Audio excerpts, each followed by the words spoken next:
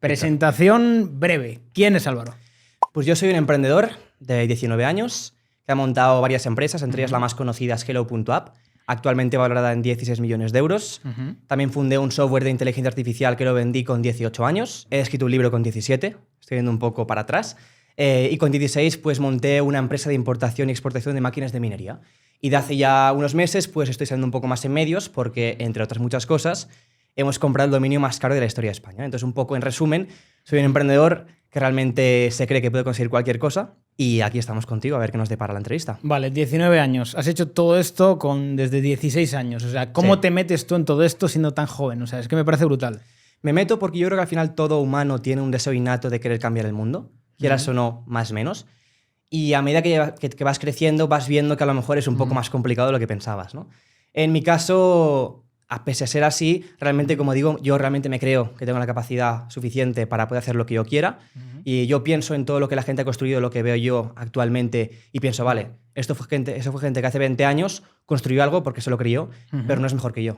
Y cuando llegas a ese punto, piensas realmente, vale, yo puedo ser aquel que en 20 años la gente ve algo y lo hice yo hace 20 años, ¿no? Es un poco el creerse realmente que eres capaz. ¿Y realmente crees que cualquier persona, siendo tan joven, tiene la capacidad de llegar a donde has llegado tú? En el sentido de decir, ¿no has tenido a lo mejor ayuda desde el principio? ¿O has dicho, yo empiezo desde cero, bootstrapper? A ver, yo empecé desde cero cuando monté el negocio de máquinas de... Yo importaba máquinas de China, de minería de Bitcoin, y obviamente sí empecé desde cero. Al final mis padres uno es ingeniero, otro es abogada, pero cero relacionados con el mundo como es emprendedor, empresarial de startups, ¿no? Y yo, como digo, al final tengo este deseo, tengo esta cosa dentro de mí que me lleva a querer tener impacto en el mundo, influencia en la gente, cuanto más mejor y obviamente que sea positiva. Y eso te lleva a externalizar de la manera que sea en una compañía, en un proyecto, en un concepto que la gente pueda ver, entender y utilizar y de esa manera tener impacto positivo en toda la gente de todo el mundo. Te iba a decir, Álvaro, ¿cómo una persona tan joven puede estar informada de tantas cosas? O sea, porque yo creo que realmente cojo una persona de 19 años ahora adelante y no sabe tantas cosas como tú. ¿Tú cómo crees que has llegado a ese punto? Porque imagino que has tenido que tener una infancia distinta a la de los demás. A ver, sí, mi infancia ha sido normal. Al final yo tengo la característica del cociente intelectual, que ya salió alguna vez. Eso ayuda, obviamente, ¿no? Es un plus. Yo lo comparo como, básicamente, es medir la capacidad de razonamiento de un cerebro, básicamente. Es como le evita a las compañías, sin importar el físico, el pelo, da igual. Tú coges el cerebro de uno o de otro, lo mides con el IQ. Pues igual una compañía, el evita, te permite comparar cualquier cosa, ¿no? Pues yo tuve una infancia normal y corriente, al final, clase media, con padres tradicionales, de carrera tradicional, estudios tradicionales.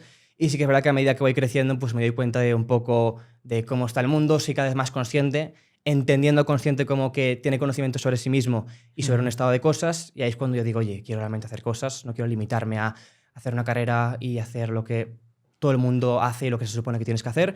Y me dedico a, oye, inyectarme información, empezar a construir cosas tangibles y sobre todo pues ponerme a intentar aprender. Al final hasta los 21 eres una esponja, para bien y para mal. Para bien y para mal, y todo lo que escuches, veas y aprendas se te queda para siempre, ¿no?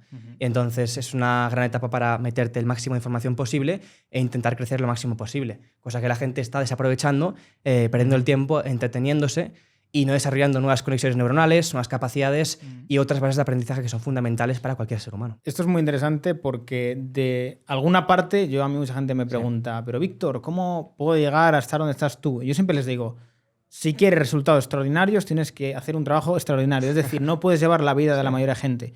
Y yo les digo, tienes sacrificios. Vas a perder a personas, vas a perder cosas que hace la gente que es más normal. Sí. Y hay gente que a lo mejor no quiere renunciar a todo eso. Yo lo digo muchas veces. Yo no tuve la vida universitaria que tienen la mayoría de universitarios. Yo no he vivido las megafiestas, Erasmus. Yo renuncié a ir al Erasmus porque creía que iba a perjudicarme, en el sentido de que iba a estar un año desconectado de todo lo que hacía, centrado en pura fiesta y no iba a aprovecharlo. Y pensé, o sea, yo el análisis que hice es, vale, no voy a ir de Erasmus, no voy a vivir esto, pero cuando yo acabe la carrera, cuando haya ganado bien de dinero, me voy a permitir un año de disfrutar todo lo que quiera, viajar todo lo que quiera, y lo hice además de manera bastante extensa.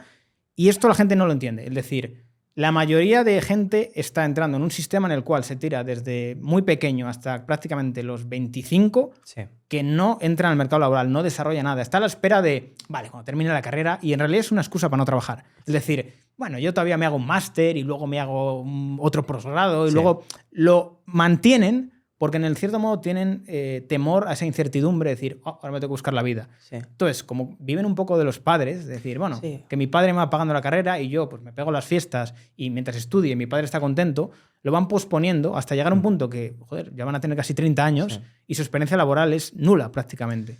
Sí, yo hago parecido. Yo por ejemplo, comencé la carrera con 18 en Telecos o PC y me acuerdo que lo dejé a los 3 meses. Porque yo soy partidario de que no es lo que haces, sino con quién. Con quién haces las cosas está intrínsecamente relacionado con aquello que haces. Entonces eso vamos a definir muchísimo el devenir del concepto o proyecto. Y me acuerdo que lo dejé y fue cuando yo me fui al World Café Santander gratuito a construir el proyecto desde cero que tenía en mente. Y ahí fue cuando ya conseguí inversión importante de SADE y esa gente súper importante, ¿no?, para mi proyecto, con 17 añitos, 18. Entonces, para que se sepa también que la carrera no es el único camino que se puede seguir y que hay mucha gente que al final decide otros por el simple hecho de que, oye, por tu cuenta aprendes más rápido y sin sesgos que vienen premeditados por la gente que mete las bases de la educación. Esto es muy interesante también comentar porque yo, por ejemplo, he pasado por la universidad, Sí. tengo un título universitario, que por cierto tengo que ir a buscar, le tengo todavía por ahí, y realmente cuando me preguntan, Víctor, ¿es importante en una carrera? Yo siempre digo que depende. Hay personas que porque son brillantes y realmente ellos se pueden buscar la vida, igual no les hace falta, pero yo diría que de cara a la mayoría de personas les permite tener un tiempo en el Es una cual... buena guía, sí. Sí, una buena guía además les va estructurando la cabeza de alguna manera. ¿Por qué? Porque no todo el mundo es capaz de salir ahí fuera con 18 años y buscarse la vida. Se pegan muchas hostias. También yo ya más con perspectiva, ya con 29 años, veo a la gente con 18 y veo cierta temeridad y demasiado optimismo, que en algunas cosas está bien, pero en otras es como, te la vas a pegar. Sí. O sea, te la vas a pegar, estás siendo muy optimista, Sí. crees que esto va a facturar esto, igual no factura tanto.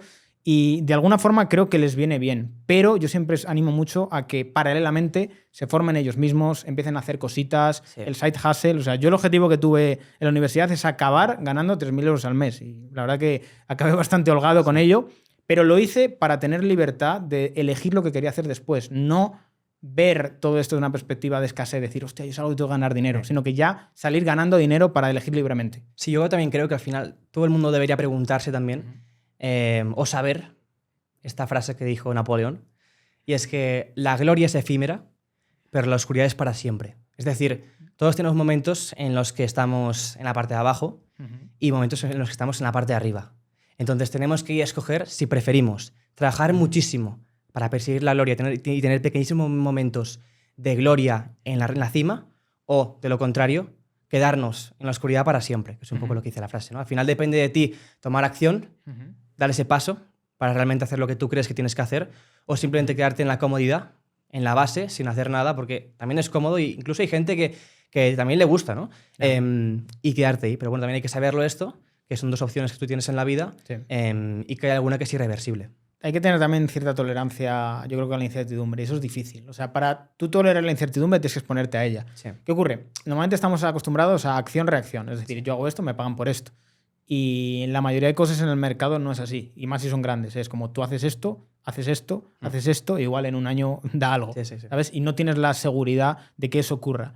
Y a la gente le da miedo eso, es decir, ¿y si hago algo y no gano? Es obvio. Están acostumbrados Sí. a siempre querer ganar.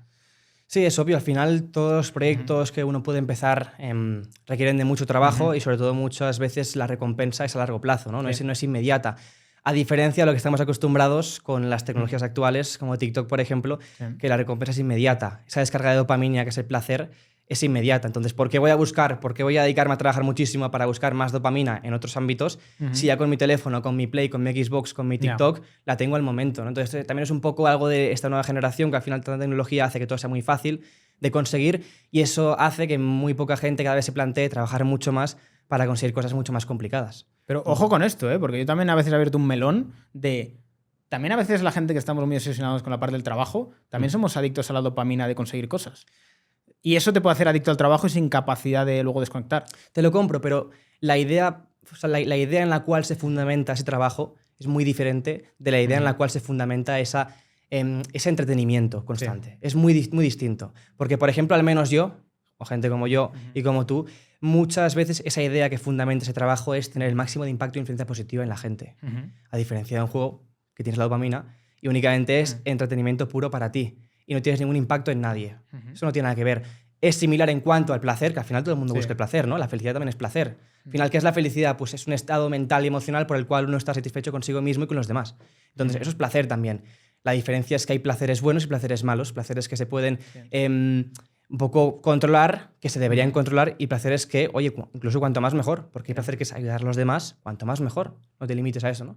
Entonces, depende mucho de la idea en la cual se fundamenten las cosas, eso es clave, tío. Y la diferencia de, oye, entretenerte a tener influencia en la gente es bastante abismal, creo yo. Esto no me acuerdo quién lo comentaba, pero yo lo oí alguna vez que decían, nunca se va a acabar con las drogas completamente porque el ser humano tiene una tendencia irreversible de buscar el placer. Sí. Entonces, todo lo que genere placer a las personas siempre va a tener mercado.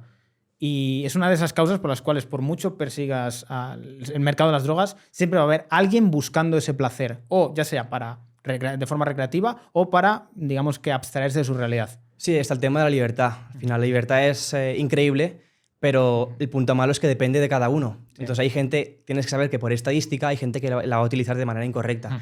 Un coche es de puta madre, pero si lo usas para atropellar, de puta madre, está mal, ¿no? Entonces todo depende al final de ti. Las cosas más buenas a la vez pueden ser también las más malas, ¿no? Entonces depende de un poco el uso que le dé cada persona, para bien o para mal. Entonces es un poco un paradigma, pero al final yo creo que la gente habría de haber sido educada en un principio, no tanto a otras cosas, sino, oye, intenta utilizar bien tu libertad para las cosas que realmente tienen sentido y no para las cosas que no lo tienen, ¿no? Cosas que a veces al final en el colegio, en los primeros años, no se inculcan tanto y la gente se centra en otras cosas, pues estas son cosas importantísimas, ¿no? Que habrían de ser base de la educación de cualquier país y de cualquier sociedad, vamos.